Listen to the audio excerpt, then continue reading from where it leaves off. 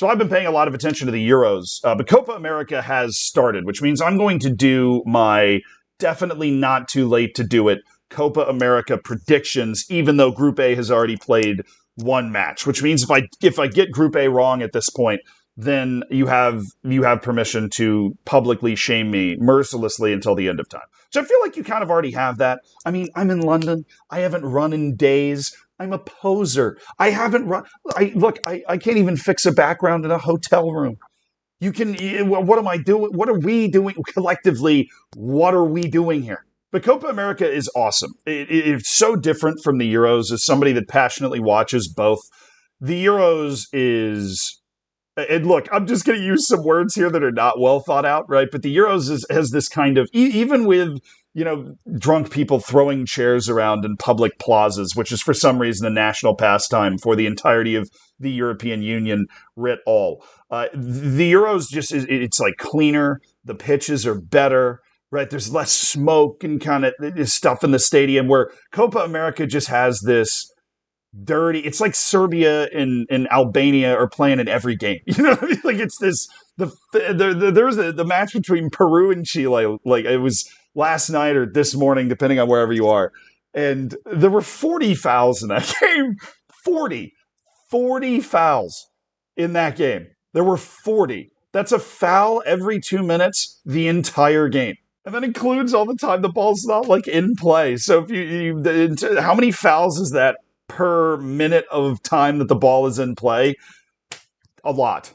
Copa America is also a competition that you don't have to qualify for, at least if you're in South America. It's all the same teams every year, so there is a more intimate familiarity than Ukraine and Slovakia playing each other for, I don't know, definitely one of the first times in their history, right? Like you get these matchups between teams that are not familiar, where in Copa America, everybody's familiar with one another. And then when Copa America decides they want to allow it, you have CONCACAF teams that go through a qualifying process to make it. So you've got teams that are random and you have no idea how they're going to perform, like a Jamaica, partially because Leon Bailey and his adopted father have decided Leon Bailey's not going to play for the national team or whatever, or a Panama, right? But I guess Panama, I mean, when if you're looking at a map here, it's the next kid up, right? If somebody can't go in Copa America, you go up into Central America. The first thing you run into is a canal and then a country called Panama. So also the nickname for Panama's national team, Los Canaleros, the Canal Boys.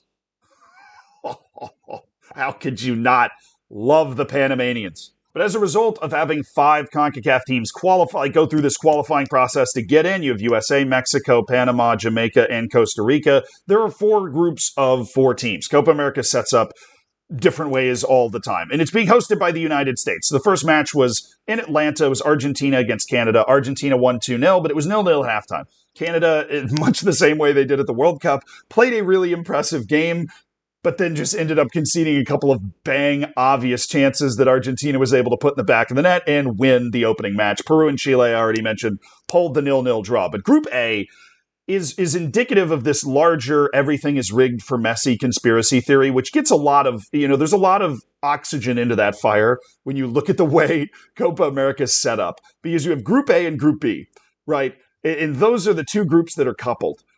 The only good team in those 2 groups is Argentina. In my opinion, the next 4 teams, like the next best 4 teams in this tournament, are all on the other half of the bracket. All of them.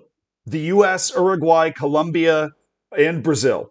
They're all on the other side of the bracket. The only team that would have a chance to break into that off current form is Ecuador. And then Mexico is probably next, and they're both in Group B. Right? But the way Mexico's been down bad for a long time, and Ecuador still kind of has to prove it in major tournaments, even though they've been doing a really good job in World Cup qualifying over the last 2 cycles. And when you look at Ecuador's national team, from Piero Hincapié to Pervis Estupiñán, they've got guys, right? I love their striker, Leonardo Campana. He's behind Suarez at Inter Miami, but he's pretty darn good too. It's a good national team at Ecuador, but I think the 4 next best national teams in the entire tournament are all on the other side, which means no matter what happens for Argentina, they're going to have a pretty damn winnable quarterfinal coming up. And so I'm picking Argentina to win Group A. I realize that's what I'm here to do, so I should probably start doing it. I'm going to pick Argentina to win Group A. I thought Chile had more chances against Peru, but naturally, I'm going to go ahead and go with Canada. I was not particularly impressed with Peru or Chile. I was I was pretty impressed with the way Canada played against Argentina. I know Canada, even though they're new on this international scene, they're like fool's gold. But you know what? Screw it. I'm going Canada, then Chile, and then Peru. Peru just scrapped its way to a couple of chances, but in that match, I think Chile was the better team. So it should be Canada or Chile. I'm just gonna go with the vibes pick. I'm gonna go with Canada, and they really did play well in that first half. There was a chance in that first half against Argentina. If Alphonso Davies had been able to connect with Jonathan David on a cross that looked pretty simple, Canada would have had the lead in that match, and they're just barely missing. So I'm believing that they're going to be able to get it. Group B is really, really interesting. Venezuela sucks, but so does Jamaica. So, I mean, sucks relatively to the teams that they're playing against. I'll back Jamaica against most CONCACAF teams any day of the week. But the Jamaican national team also, very similarly to the Canadian national team in its World Cup debut and whatever, has a great habit of making things interesting, but then losing anyways. For example, the U.S., I think last time we played Jamaica, we needed a 94th minute goal or whatever to force like extra time, and then we ended up beating them, right? So Jamaica did make it to back-to-back Gold Cup finals in CONCACAF, which if you have no idea that even happened, then fair enough. But they lost them both, one to Mexico and one to the United States, which means that they were the only team to make consecutive Gold Cup finals over that stretch and then lose them both. So especially that, and with the drama that's swirling around the Leon Bailey situation, even though Jamaica's got good players, I've always loved their center back, Lowe. Andre Blake's a good goalkeeper. Mikel Antonio is obviously a very good striker. I'm going to go with Jamaica last in this group. I'm going to go with Venezuela third. And that leaves Ecuador and Mexico. I think Mexico is going to be able to scrap out maybe 4 points in this group to finish second. And I think Ecuador is going to finish first, which means you'll end up with an Argentina-Mexico quarterfinal, which is actually sick. That would be a really, really fun quarterfinal. And then you would get a Canada-Ecuador quarterfinal at Copa America, which would be insane. Just because I feel like that's not exactly what you would be expecting. Group C, you've got USA, Uruguay, Bolivia, and Panama. I'm really happy with this group for the U.S. because the U.S. is very clearly more talented than Panama and Bolivia. Bolivia's best player is nicknamed Altitude, and they don't have that at Copa America because they're playing in the United States. Bolivia gets all of its points in World Cup qualifying and whatever, playing at home because they play on top of a mountain. They have a freaking stadium, and they moved Machu Picchu into Bolivia, and they're just playing there, right? But Bolivia doesn't have the altitude going into this tournament. They're going to get smacked around. They're going to finish last in this group. I think Panama is going to finish third. Panama just a little bit more sound in certain aspects. Bolivia, I'll believe it when I see it from Bolivia. I'm just going to go with Panama to finish third. That leaves the U.S. and Uruguay. Now, you might have noticed I don't have an Uruguayan accent, so I'm going to go Uruguay second and the United States first. Do I have a particularly great reason for that? We did just draw Brazil. Uruguay is obviously very good, too. They're going to have the best player in this match. I think that's going to be Fede Valverde, maybe Araujo. A couple of guys that are better than anyone the U.S. has. I actually do weirdly think that if you look at the full starting 11, the U.S. is actually a little bit deeper.